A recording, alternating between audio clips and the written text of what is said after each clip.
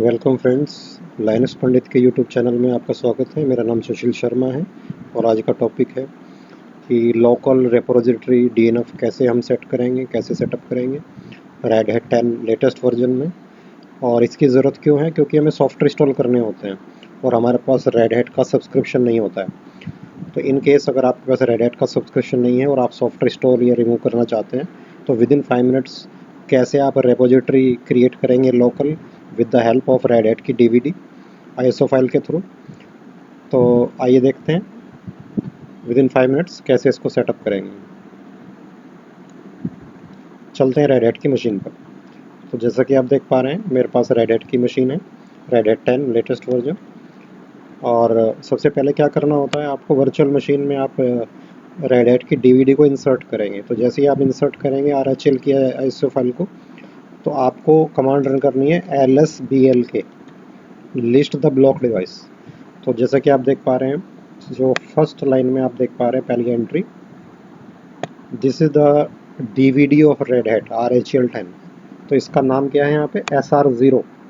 So you have to note down the name here, SR0।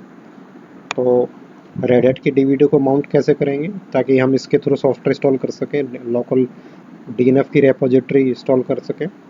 तो इसके लिए सबसे पहले एक डायरेक्टरी बनाएंगे, sudo mkdir repo। तो रेपोजिटरी क्रिएट करने के लिए सबसे पहले एक डायरेक्टरी हमने बना ली है /repo के नाम से, राइट। और उसके बाद हम यहाँ पे माउंट करेंगे हमारी जो डिवाइस है, हमारी जो रेड हैट की डीवीडी है SR0 के नाम से, उसको यहाँ पे माउंट करते हैं। तो माउंट करने के लिए क्या कमांड है? sudo यूज़ करेंगे, sudo माउंट डेव लगाएंगे, डेव SR0। तो आपके केस में SR1 हो सकता है, SR0 हो सकता है, इसको आपको ध्यान रखना। स्पेस देके /repo। तो हमारी डीवीडी माउंट हो गई है, ठीक है। तो यहाँ पे दिखा रहा है कि ये माउंट हो चुकी है और रीड ओनली माउंट हुई है, ठीक है। अब हमें क्या करना है कि एक रेपोजिटरी, लोकल रेपोजिटरी हमें क्रिएट करनी है। तो उसके लिए हमें एक फ़ाइल क्रिएट करनी होगी, रेपोजिटरी की एक फ़ाइल क्रिएट होती है। तो कैसे क्रिएट होती है आइए देखें। sudo विम के थ्रू हम ये काम करेंगे और इसका जो फोल्डर होता है /etc/yum.repos.d, ये डायरेक्टरी होती है। तो इस डायरेक्टरी में आपको एक फाइल बनानी है local.repo, राइट। तो इस डायरेक्टरी में विम के थ्रू आप एक फाइल क्रिएट कर रहे हो, ये हमारी लोकल रिपोजिटरी की मेन फाइल है, राइट। और इसमें आपको क्या लिखना है, केयरफुली इंसर्ट करेंगे और यहाँ पे लिखेंगे लोकल हाइफन बेस OS। तो जो भी कैपिटल लेटर है उनका आपको ध्यान रखना, राइट। तो कैपिटल और स्मॉल का ध्यान रखें। उसके बाद यहाँ पे एक नेम स्पेसिफाई करेंगे रेपोजिटरी का। तो नेम इज इक्वल टू, एक नाम देंगे local RHEL 10 base OS, right. तो आपकी रेपोजिटरी का नाम सेट कर दिया है। उसके बाद नेक्स्ट लाइन से ऐड करेंगे base URL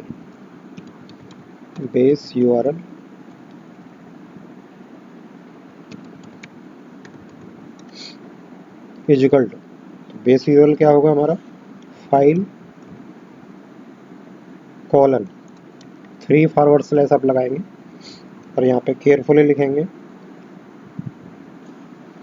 repo /base OS, right. तो जैसे कि मैंने कहा यहाँ पे कि आपको कैपिटल और स्मॉल का बहुत ध्यान रखना है, ठीक। तो बेस URL हमने सेट कर दिया है। हमारी रेपोजिटरी की जो फाइल है, जो डायरेक्टरी है, उसके अंदर बेस OS की रेपोजिटरी क्रिएट हो जाएगी। उसके बाद नेक्स्ट लाइन से लिखेंगे, रेपोजिटरी को अनेबल्ड कर देंगे, अनेबल्ड इज इक्वल टू 1, तो ये रेपोजिटरी एक्टिव हो जाएगी। और जीपीजी चेक, यानी कि हम कोई भी की यहाँ पे यूज़ नहीं करेंगे सॉफ्टवेयर को चेक करने के लिए कि जेन्युइन है या नहीं, तो इसलिए जीपीजी चेक को हम 0 कर देंगे। अब जितनी लाइनें आपने यहाँ पर राइट की हुई हैं उन सभी लाइनों को कॉपी कर लीजिए और नीचे पेस्ट कर दीजिए। तो एक रेपोजिटरी और हमें बनानी है, same all lines you have to paste, यहाँ पे पेस्ट कर दिया आपने। अब जहाँ पर आपका बेस ओएस लिखा है वहाँ पर आपको वर्ड चेंज करना है, तो हम चेंजिंग द वर्ड, एक और रेपोजिटरी हमें बनानी है, यहाँ पे 2 रेपोजिटरी बनानी होती है। तो आइए बेस ओएस को चेंज कर रहे हैं और यहाँ पे लिखेंगे हम ऐप स्ट्रीम, राइट। तो जहाँ जहाँ पर बेस ओएस है वहाँ पर आपको क्या रखना है, app stream, right. Spelling and capital और लोअर का ध्यान रखेंगे, app stream.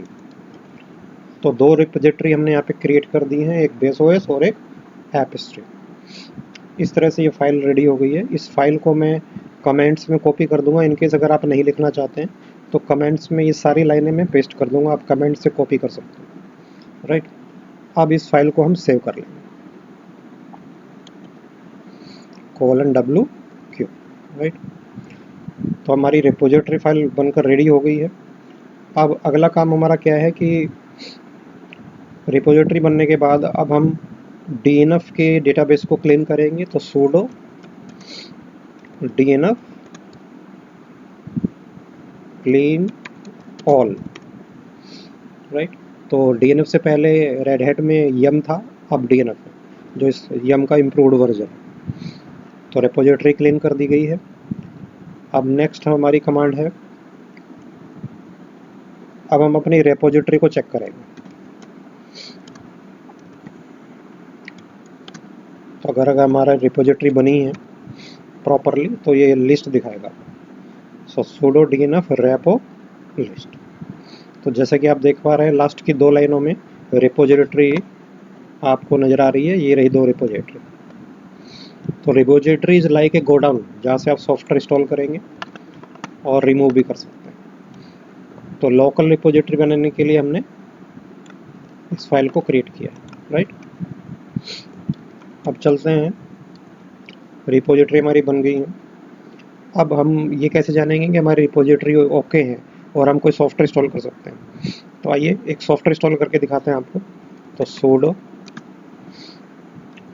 DNF install httpd, तो अपाचे का एक सॉफ्टवेयर पैकेज हम यहाँ पे इंस्टॉल कर रहे हैं, httpd-y।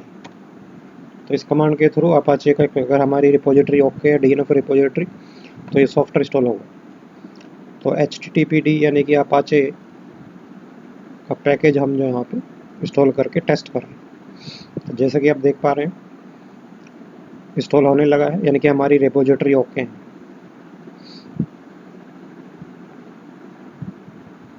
राइट। अब नेक्स्ट हमारा टारगेट है कि httpd को अगर आप ये देखिए, package is about to install. तो हमारी जो लोकल DNF रिपोजिटरी है that is running okay. In case अगर सॉफ्टवेयर को आप रिमूव करना चाहते हैं तो आपने जहाँ भी ये कमांड डाली है इंस्टॉल, तो वहाँ पे उसको आप क्या कर सकते हैं, रिमूव कर सकते हैं। तो सेम कमांड से अगर आप थोड़ा सा चेंज करेंगे और सॉफ्टवेयर को आप रिमूव भी कर सकते हैं। Now you can see the complete, it means package install हो चुका है।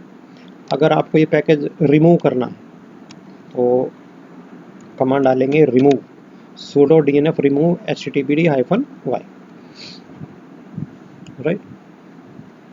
तो हमारी लोकल रिपोजिटरी सेटअप हो चुकी है विद इन 5 मिनट्स, और हमने पैकेज इंस्टॉल करके देख लिया है और रिमूव करके भी देख लिया है। अब एक लास्ट काम हमें करना है,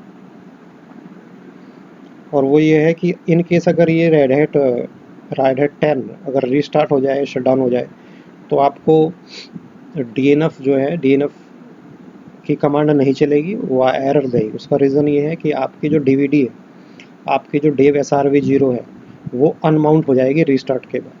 तो अगर आपको परमानेंट माउंट रखना है DVD को, ताकि आपकी DNF कभी भी अनइंस्टॉल ना हो और वो चल पाए हमेशा, तो आपको एक काम और आखिरी करना होगा। तो माउंट को परसिस्टेंट बनाने के लिए आपको एक काम करना होता है। जैसे कि आप जानते हैं कि ETCF इस टैब में हमें एंट्री करनी होती।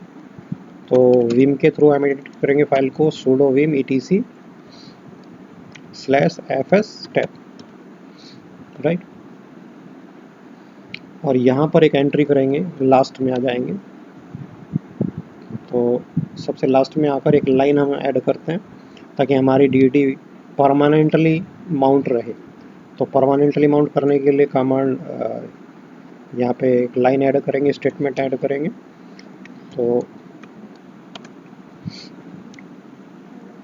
dev srv0/repo जो हमने डायरेक्टरी बनाई थी, स्पेस ISO 9660 डिफॉल्ट्स 0 स्पेस 0। इस लाइन को ऐड करने से क्या होगा कि आपकी जो DVD है वो परमानेंटली माउंट रहेगी और आपको बार बार माउंट नहीं करना पड़ेगा, चाहे आप रेड हैट को आप कितनी बार भी रीस्टार्ट करें या शट डाउन करें, राइट। तो escape:\w तो हमारी DVD परमानेंट माउंट हो गई है, राइट। अब एक और आप टेस्ट कर सकते हैं, कोई भी पैकेज आप इंस्टॉल करके देख सकते हैं। जैसे मैंने आपको HTTPD बताया, तो विद इन 5 मिनट्स आपने लोकल DNF को टेस्ट कर लिया है, सेटअप कर लिया है, राइट। तो इन केस अगर आप कोई वीडियो बनाना चाहते हैं किसी टॉपिक पर, तो आप मुझे लिख सकते हैं कमेंट्स में, और इस चैनल को लाइक एंड सब्सक्राइब कर सकते हैं। तो लाइक सब्सक्राइब करने का कोई भी पैसा यूट्यूब आपसे नहीं लेता है, तो प्लीज़ इस चैनल को लाइक एंड सब्सक्राइब करिए। और डेली बेसिस पर मैं एक वीडियो अपलोड करता हूँ, 1 या 2 वीडियो अपलोड करता हूँ। तो जो भी स्टूडेंट्स जो हैं EX200 एग्ज़ाम की प्रैक्टिस कर रहे हैं, RHL 10 पर मास्टरी करना चाहते हैं, तो उन सब के लिए ये वीडियो यूज़फुल है। आई होप ये वीडियो आपको पसंद आई होगी। तो सब्सक्राइब और लाइक कर दीजिए। Thank you very much.